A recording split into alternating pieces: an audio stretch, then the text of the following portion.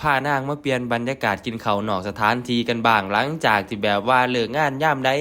มื้อใดก็กินแต่อยู่สถานที่เดิมๆกินแต่อยู่หม้องเก่ารสชาติเก่าๆหลายมันก็เบื่อบ่ว่าแต่นางดอกผมก็เบื่อคือกันมื้อนี้ก็เลยพานางมากินขนมจีนบุฟเฟ่ต์ก็เคยมากินแล้วล่ะครั้งหนึ่งมื้อนั้นได้แวะมาลองซิมเบิ่งก็รสชาติถูกใจถูกปากมื้อนี้ก็เลยพานางมากินอีกครั้งหนึ่งมื้อแวะมากินเทื่อแรกท้องยังอิ่มๆอยู่กินบ่เต็มที่ปานใดมื้อนี้พานางมาแก้มื้อใหม่ผมก็ได้3จับเลยทุกคนนางก็ได้ไปกินจับเคิงรอบนี้ตั้งใจมากินแบบสุดๆเลยทุกคนจานเดียวก็อิ่มแล้วล่ะ3จับพุ่นเนาะเลิกงานมาก็เมื่อยนำนั่นล่ะท้องก็ว่างนำกินข้าวปุ้นแล้วก่อนสิกลับถึงห้องก็เห็นร้านบักทุเรียนก็วนสิซื้อ3-4 รอบแล้วล่ะทุกคนก็เลยมื้อนี้ว่ามาซื้อกินให้มันแล้วเฮ็ดจังไดแนวคนอยากกินเนาะผมก็เนี่ยจะเป็นคนเลือกเอาหน่วยละ2โลก็พอแล้วล่ะเสียดายเงินนั่นนะอยากกินอยู่เด้ทุกคนแต่ว่าเป็นคนแบบสิแพงเงินแน่จักหน่อยน่ะนะขนาดแพงได้นี่ซื้อกินอยู่บ่เซา